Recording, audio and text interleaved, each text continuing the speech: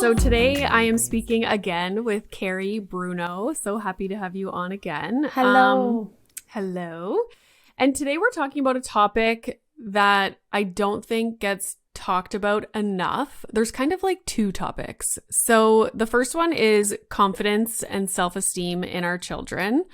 And then we're going to get into one common factor that can affect their confidence in a negative way, and that is bedwetting. And we're going to chat about how Goodnight's nighttime underwear can help you if you're experiencing, not you, but if your child is experiencing bedwetting. Before we get into confidence and self-esteem, I just wanted to mention 3 previous episodes, because if you're interested in this topic, you should know about these episodes. So there is episode 203. I can't believe I've done this many podcast episodes. It's impressive. Yeah. So there's 203 is a potty training Q&A that I did. So I put up a question box on Instagram. You guys sent in questions and I talked all about my experience with potty training, gave advice, and answered questions.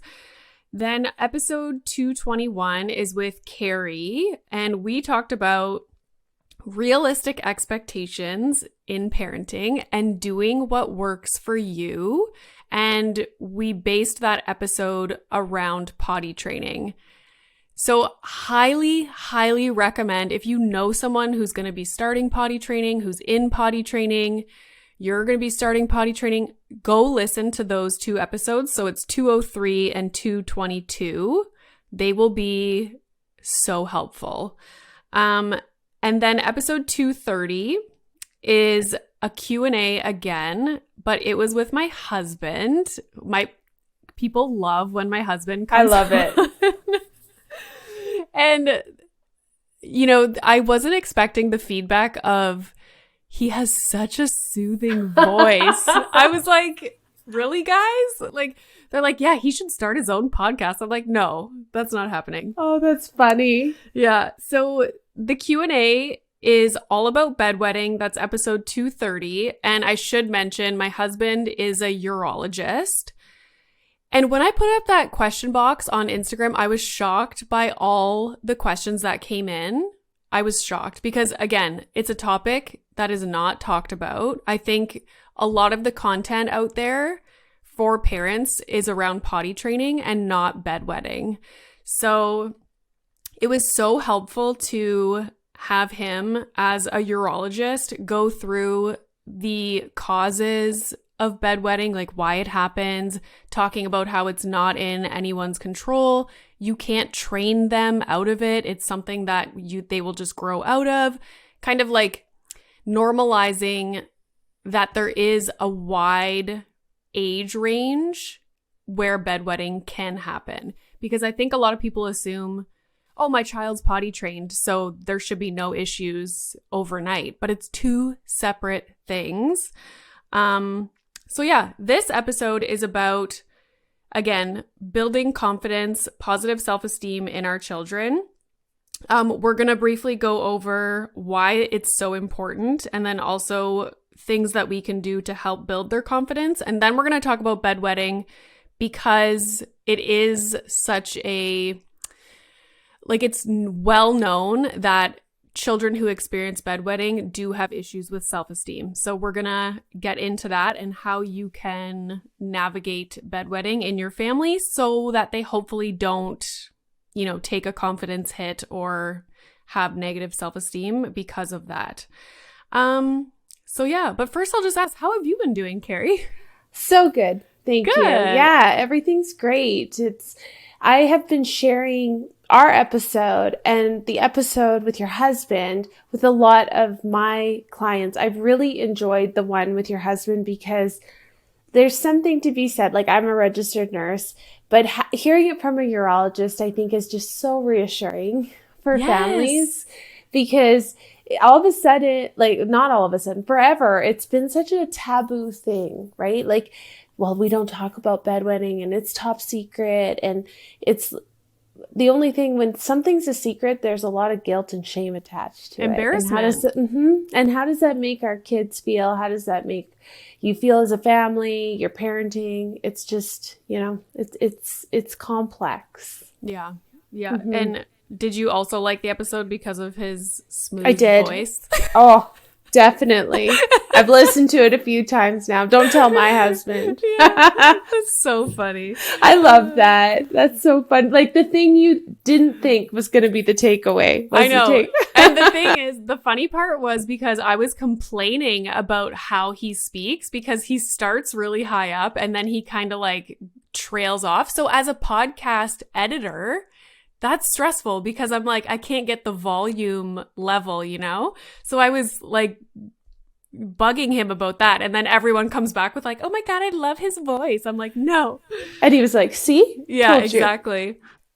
Okay, so first we're going to talk a little bit about why confidence and positive self-esteem is so important in children. And as I was thinking about this over the last few days, I was like, it's really interesting how parenting and I guess like social media and what people put out there for content, it often revolves around things like screen time, like nutrition.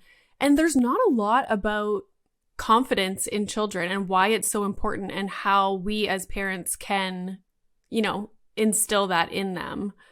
Yeah. And I think like I'm learning too. I have 2 boys and I've been reflecting, preparing for this podcast about the correlation between my own confidence as a parent and their confidence, because man, are they connected. When I dive deep into when I'm having a struggle with my child or my child's having a struggle, when I take a step back and actually think about it, it's usually because I'm feeling insecure because they haven't achieved the outcome that I thought that they should be achieving. And so the lesson has been, take a step back, and step 1 is, well, why am I so attached to that outcome? Yep. Because how I react to their learning plays a huge role in how confident they are and their self-esteem, because kids are always learning, whether it's learning to sleep in their own bed or learning to use the washroom, potty train, or they're learning to walk into school independently. All of these things are learning lessons. But I think as parents, we get wound up in, am I being judged for this? If he doesn't do this properly, does this mean I'm a bad parent? And then our reaction, how we would react to them changes because we feel that pressure, and then they reflect it back. In not having as much confidence and being unsure and digging their heels and looking for that connection and feeling like they've upset us. So I feel like it's kind of that vicious circle.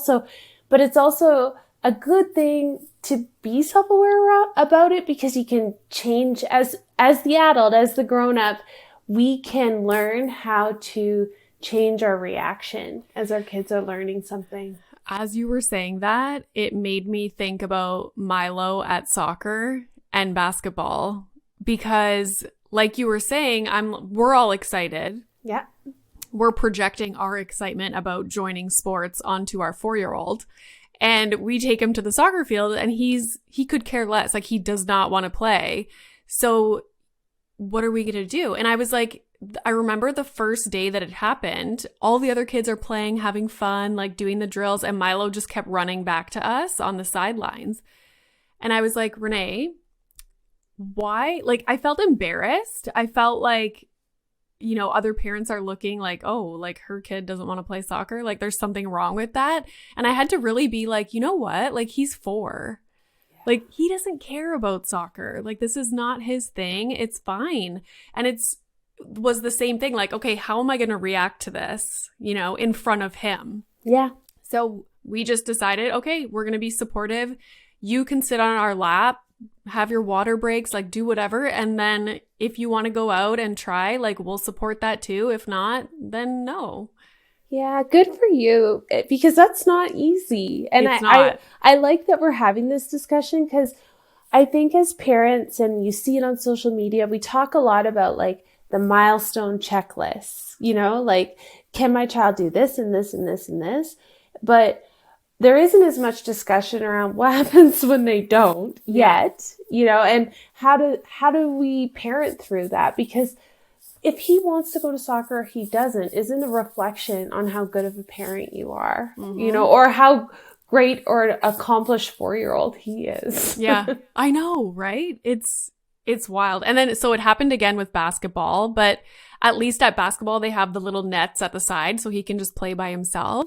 Yeah. And then it happened again at skating. Like, he didn't want to go on the ice. And I'm like, okay, maybe, he's 4 and I need to just keep reminding myself about that and not putting pressure on the situation.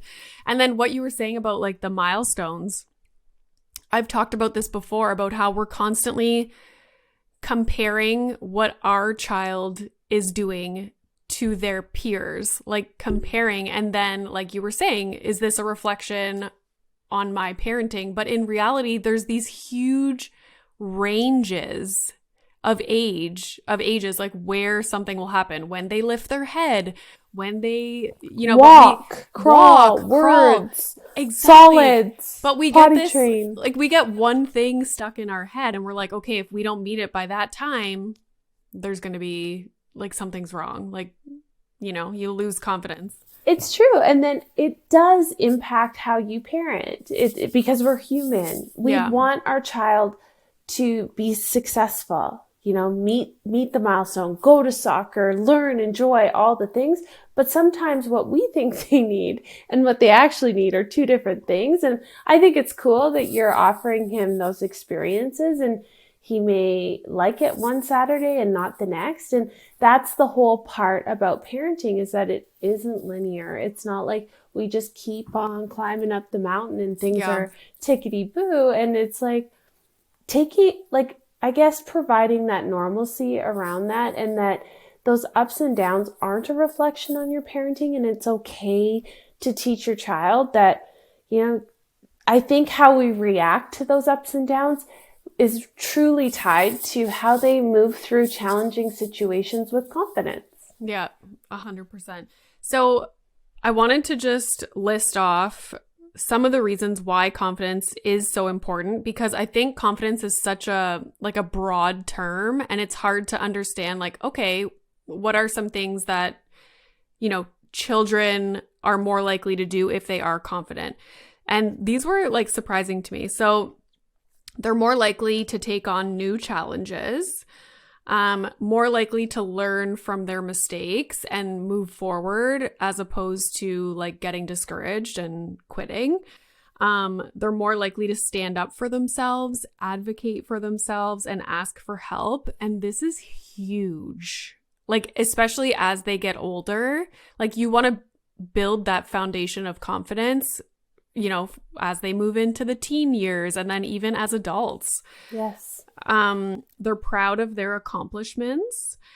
They act independently, and they're less likely to conform to peer pressure, which is also huge. So and it like, I think confidence, like you said, it's a pretty vague word. And like, I have my youngest, he's 10, he's almost 11. And I've had to check myself, every day with parenting. But like, an example is, so he's in grade 6 and they're going to have a math test. And so he was like, studying because he deemed it important. He wanted to do well. And I watched him over the weekend take this initiative and study. And then, a few days, he wrote the test. And a few days later, I asked him if he got his grade back. And I thought, oh, Carrie, that's your first mistake. Like, instead, when I reflected on this, I wanted to bring it back and just talk about how I saw him trying so hard. And we talked about his study strategies and his commitment to, wanting to learn the content. But here I was asking about the outcome, doing the very thing that I don't want to do, but I'm human. And so instead I said to him, you know what, Mikhail, like, I asked about your grade, but the reality is that I shouldn't have, because I saw you over the weekend working really hard on that. And I want you to know, whether you got, 20% or 100%, I am super, super proud of the effort you put in. Yeah. Because I think if we can, first of all, learn this ourselves as parents, but like trying to just encourage and praise their efforts, that's when they get the confidence to, if he did mess up on that test, then he'll try again, versus if he messed up and I was really pushing the outcome, they're not so willing to take the risk. Or maybe he'd be like, oh, I'm not going to study. It doesn't matter anyway. Like, I can't do it. Like, confidence. And so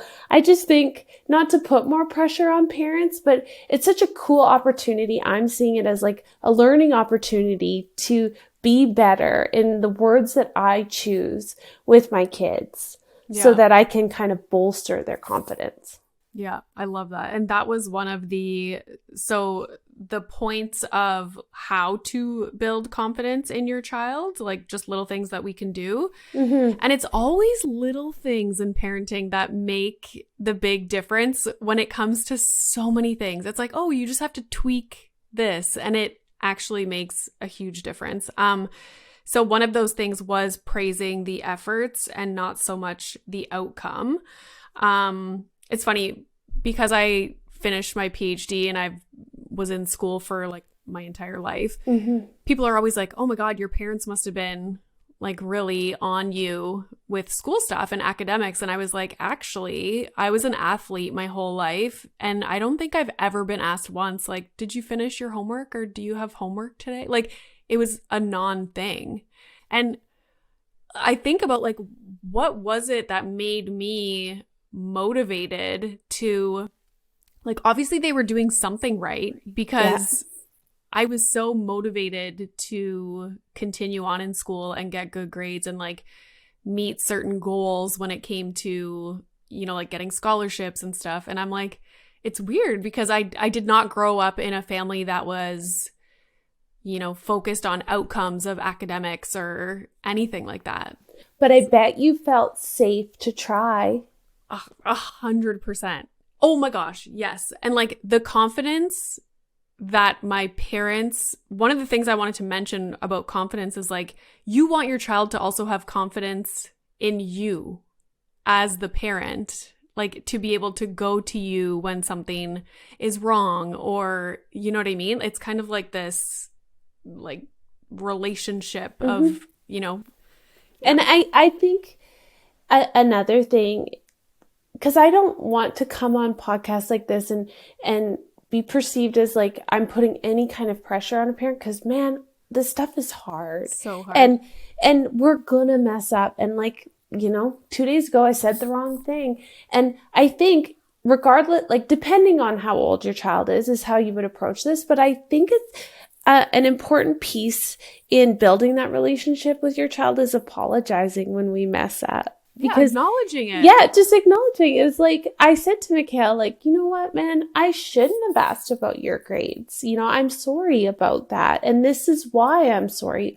But if the child's, like, the conversation I have with the 10-year-old is different than the conversation you'd have with Milo, but I still saying stuff like, you know what, mommy made a mistake. Let's try this again. Are you okay if we try this again?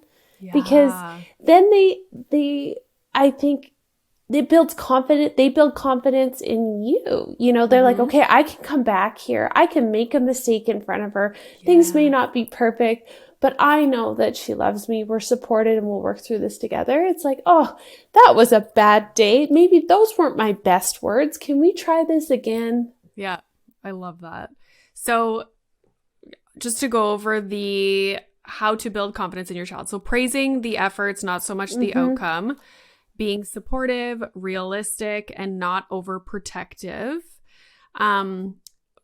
Allowing them to foster friendships with peers, but also acknowledging that it's not about the number of friends that they have, but like the quality friendships and time that they're spending with their peers. Reminding them of a time when they worked really hard and accomplished something when they're facing a new challenge.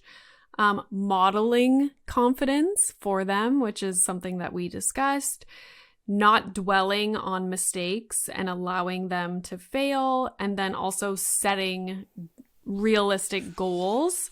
Oh, and this is one that I made a note beside it. I was like, I need to do this. Giving them age appropriate chores so that they feel a sense of accomplishment. And I think that is difficult just for my experience. You're starting off with them as being this little baby, and it's hard to be like, oh, okay, he can now handle certain responsibilities, you know? And like if he puts his toys all over the floor, sometimes I'll be like, okay, Milo, you should pick up your toys. And he's like, no. And like he just goes off and starts doing something. But I'm like, okay, I need to be better at this and be like just setting that boundary and like, no, you're gonna, have some chores to do, or you need to pick up your toys or something. Do you have advice for that? Yeah. I think changing the language around it, like this sounds like, let's say you really wanted him to get in the habit of picking up his toys. So maybe you create a chart, but instead of like a pick up your toys, you're going to be a great toy picker upper, or you're going to be a great toothbrusher, labeling it as the job, like, because they want to be, I think if you can make them excited about something versus just the language that we choose with our children, whether they're 2 or 22, is so impactful. Mm-hmm. Yeah. And then I think choice too, because what happens when he says no? When you're like, pick up your toys and he says no, versus if you're like, okay, you can be a toy picker upper in 2 minutes, or we can finish coloring this page and then you can do it. Will you help me set the timer? Let's see if we can do it in 60 seconds. Do you know where the timer is? Like, okay. Versus like, we're going to do this. The last 2 days, he didn't want to get dressed in the morning.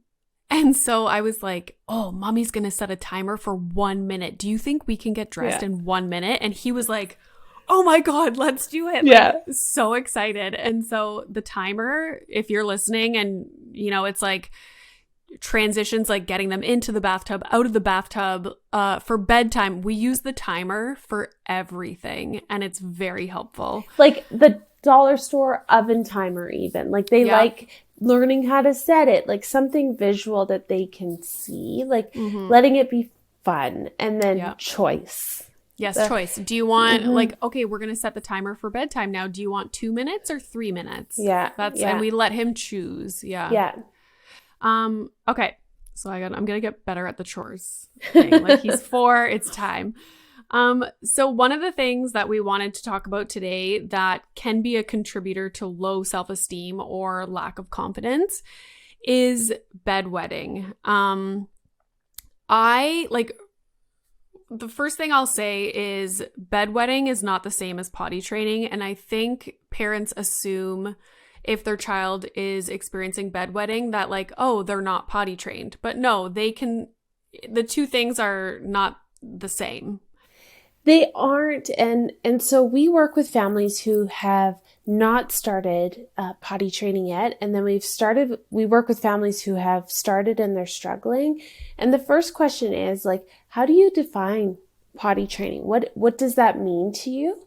Because, and I would say 9 times out of 10, people think they should be dry in the day and they should be dry at night. And so that's where I start, is around that expectation, is that, you know what, these are 2 separate things. A child can learn to do something when they're ready and they meet those signs of readiness when they're awake and conscious. But something that happens when they're sleeping isn't something that's not when we learn new things. Well, we process things when we're sleeping, but that you can't train a child to be dry in the night. And so we have to separate the 2. Yeah. And I think my experience, once Milo was regularly dry during the daytime and we decided to try with no pull-ups or good nights, nighttime underwear in the evening, every few nights he would wake up in the middle of the night very upset. Like, can you imagine being a little child, waking up in the middle of the night, you're soaking wet, and you're not even maybe understanding what happened. You're just like uncomfortable and afraid, I'm sure. And so my husband and I would go in the room and we were like, oh, and right away, even though I'm like half asleep, in my mind, I was like, I do not want him to feel any kind of like embarrassment, any kind of like he did something wrong. And so it was just very much like, oh, that's fine. Here, we're going to change your sheets. Like, not a big deal. Like, this happens sometimes. Like, just that was my attitude around it. And then we were like, you know what? Until he is consistently dry overnight, we decided the Good Nights nighttime underwear, like, I cannot recommend them enough. We called them his big boy underwear, just like for the language. And it was his big boy underwear that he knew that he would wear to sleep. Because for him, we didn't want it to be confusing. Like, I'm not in diapers anymore during the day. So what is this that I'm wearing? It was like, no, this is your big boy nighttime underwear. Yeah. And we were like, I couldn't believe that not everybody handled bedwetting this way, because it just takes the stress out of what can be a really stressful situation for you and for your child. Yeah, I agree. And I think what happens is, so when we start potty training with our children, even if you're the most supportive parent in the middle of the night, which I think is so good, when someone has, like, the word accident is even the right word, when they wet the bed because they were sleeping. Exactly. But the thing is that our children are really smart, and they hear your language all day long, where you've been encouraging them and probably praising for, going to the potty. And so even though you're supportive in the night, if they have an accident, internally they're feeling the, crappy about it, because they know in the day, like, wait a minute, they really like it when I pee in the potty. And here I am at night, and I don't even know why I did it. But I'm going to feel bad about it, whether I, say it or I don't have the words to say it. That's where that confidence piece, comes in with our kids. And so I think if out of the gates with potty training, we set the expectation that, these are our daytime underwear, and these good night underwears are your nighttime ones. Yeah. That's it, because I don't know why, and I think there's some potty training books out there that should be like, underwear, 100% consistency. And it's like, well, these aren't diapers. Good night underwear is like a perfect tool. Yeah. Because they have underwear in the day, and then these are the good night ones. And that, even when he was still in daycare and they had the nap during the day, we sent him to school with the Good Nights nighttime underwear, because it was like, this is what you wear when you go to sleep. And it was just a non-issue. And eventually, as if you listen to the episode with my husband, he grew out of it. Yeah. And now it's like a non-issue. And we didn't have that like huge phase of stress and like shame and embarrassment. It was just a non-issue. Yeah. And I like what you said about he wore those at daycare as well, the Good Nights, because sometimes people are like, but Carrie, like, you talk about consistency and we need to be consistent. But I just mean you need to be consistent in your pattern of things. That's not like, if you think about us as humans, most of us don't wear the exact same brand of underwear, every day and night. I'm just saying, if day is always day for him and he wears those kinds of underwear, and for sleep, he wears these ones, that is consistency. Yeah, it is. Yeah. Yeah, totally. And even for long car rides. Yes. I was like, half the time, if we drove up to my parents' place, which is like a 4-hour drive, he would fall asleep. So it was like, okay, well, just in case, we're going to wear your good night, like your big boy underwear. And it was a non-issue. So when I would like to stress the point that bedwetting is extremely common, but it does not feel that way when you're going through it because nobody talks about it. I should Google like bedwetting podcasts, and I bet you mine is like the only one. Probably. Yeah. And it's because people think that potty training means your child is day trained and night trained.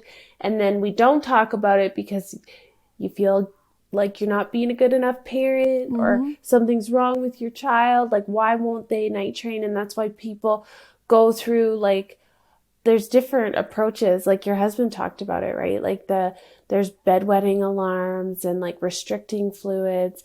But the challenge with restricting fluids with like a 3 or a 4 or 5-year-old is like 2 or 3 hours. Well, that means often that they're not having anything to drink with their dinner. Like, kids go to bed within a couple hours of their dinner. So, and they quickly attach like, well, why? Like, why can't I have a drink? Like, and then that accidentally, has impacts on their confidence when they have an accident because they realize there's like interventions happening for them to not do something in the night.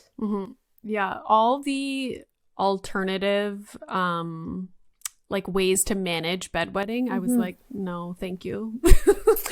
Yeah. No, thank you. It's actually a parenting thing. It is. Yeah. It's about bedwetting is about learning how to manage your emotions about it as a parent. Because most of the time, children just need time. Yeah. And of course, there's the physical things that we can look at, constipation, if your child, but there's like that actually comes down to parenting too sometimes, because it's like, let's say you're having this challenge with bedtime wetting and it's become a challenge in your home because you're feeling frustrated about it. And then all of a sudden your child's getting a complex around peeing and pooping in the potty, and they even start to hold it because they feel nervous. And then what happens, our child's little bodies get full of poop, and that pushes against the bladder, which will make the bedwetting worse. Yeah. So, yeah. And just if people are listening and they're going through bedwetting and they haven't listened to the episode with my husband yet, I will just point out that it is a huge range when it comes to age. And for the most part, almost like all the time, they will grow out of it. Because a lot of questions that I received for that episode was parents telling me their child's age and being like, yeah, but he's this old or she's this old, so is that okay?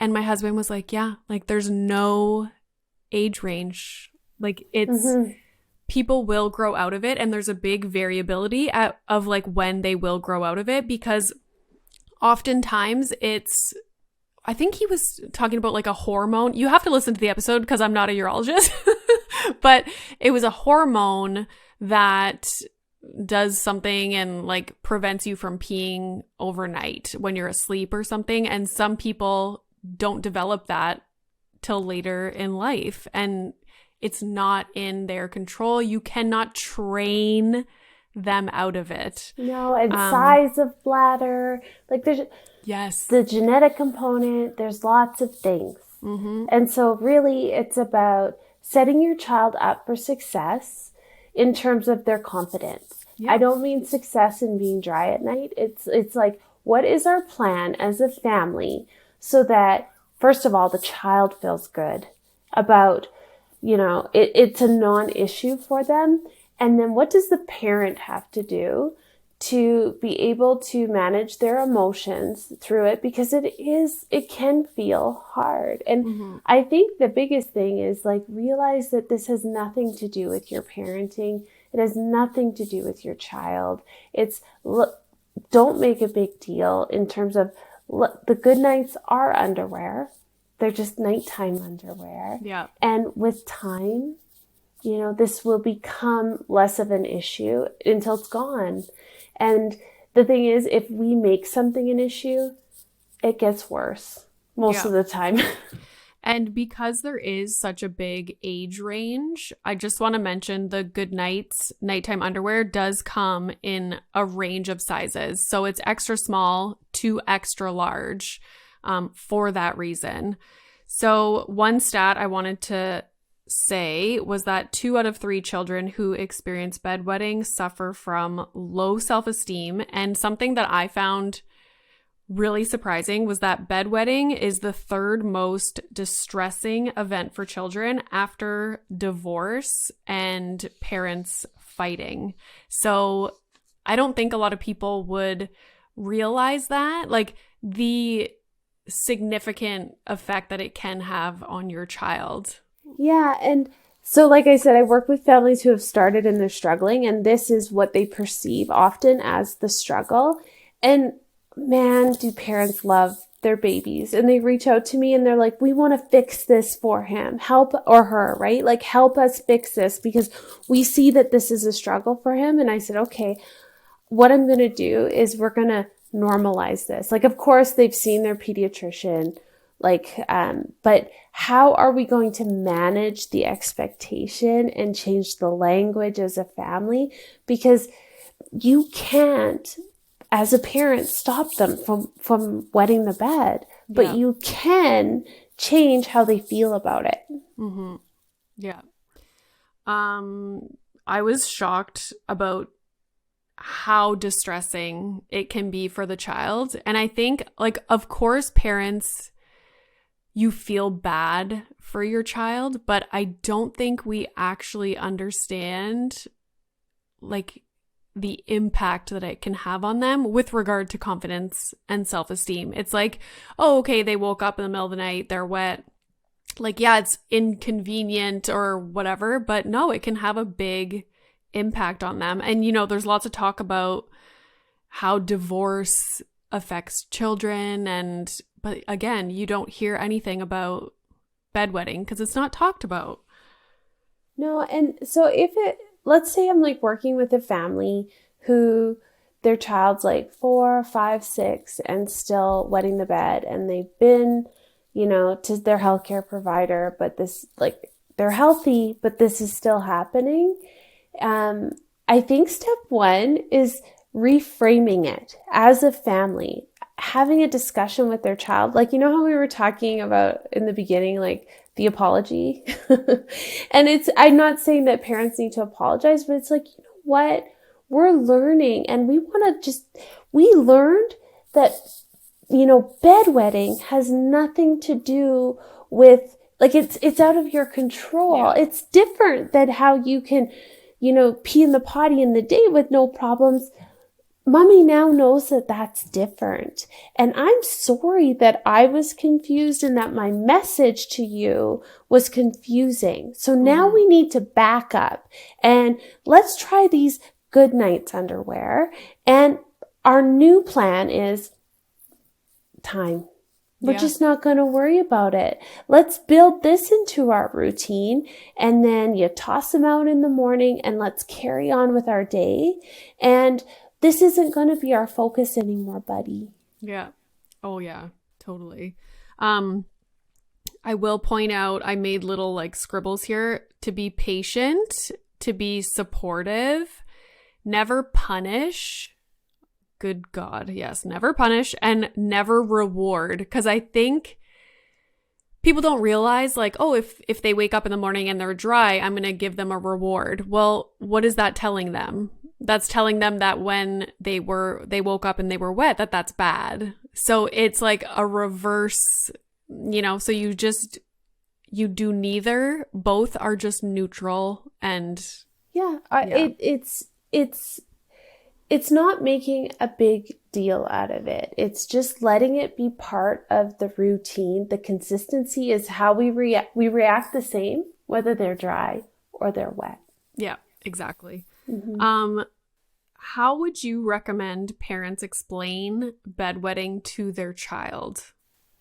Okay. And let's do like a younger child, like 4 or 5.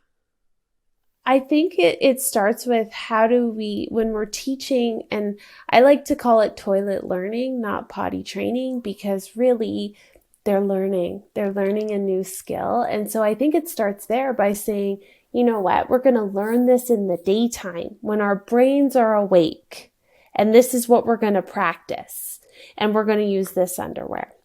And at nighttime, when our brains are sleeping, we can't learn things when we're sleeping, right? And kids understand that because your eyes are closed and your brains are resting. So we're going to wear these good night underwear, and in time, your body's going to grow, and eventually, you're going to wake up without, pee in your good night. Maybe sometimes you'll have it, maybe sometimes you won't, but it's no big deal. Yeah, I love that. Yeah, it's just setting the expectation. And part of that is our learning as parents, because I think as a society, somehow we decided that in order for a child to be potty trained, they need to be dry in the day and dry at the night. And I'm telling you, no, they're two different things. And I feel like there's a stigma about a child, maybe an older child that is already potty trained during the day.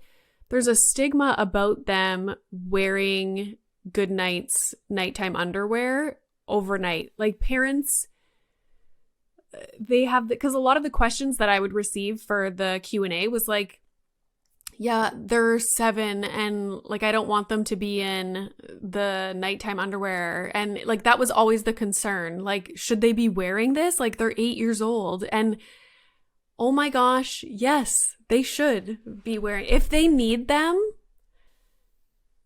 like, let's avoid the stress, the embarrassment, the middle of the night waking up and it's a big ordeal with stripping the bed. And yes, like, and I think it comes down to this tough thing called parenting, where first we have to ask ourselves, before we ask anybody else, you have to ask yourself, why am I having an issue with this? Yes. Why do I feel that way? Yeah. Why am I upset about this?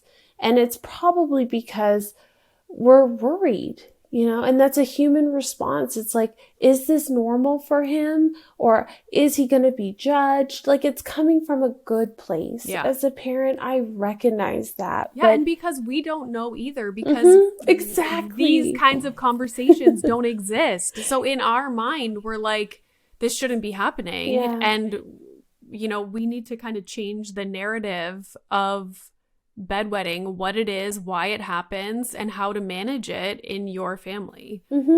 Yeah. I agree. Totally. Okay. This was a great conversation. Thank you everyone for listening. Also, just want to remind you of the 3 past episodes that if you liked this one, you will love those. So it's episode 203, 222, and 230. 230, you can hear my husband's silky smooth voice. So we just want to leave you with 3 takeaway messages. And so the first one is, bedwetting should never stop kids from just being kids. Good night's nighttime underwear not only helps to keep them dry all night, it helps keep their confidence up so that they can carry on with just being a kid and worrying about kid things. Number 2 is, bedwetting is not in their control. They cannot be trained out of it. They will grow out of it, and there is a huge age range as to when that happens. And it's very common. You are not alone, and I am happy to have these conversations, and I'm just happy that I have a platform where I can get this kind of stuff out there to lots of people's ears. So, yes, so good. Yeah. I'm glad that we could talk about it today. Of course. So thank you for coming on again. Lastly, maybe people are like, who is this Carrie girl? I want more of her. So where can people find you online? Sure. So on Instagram at the.mama, which is MAMA.coach. Awesome. Well, thank you. Yeah, thanks for having me.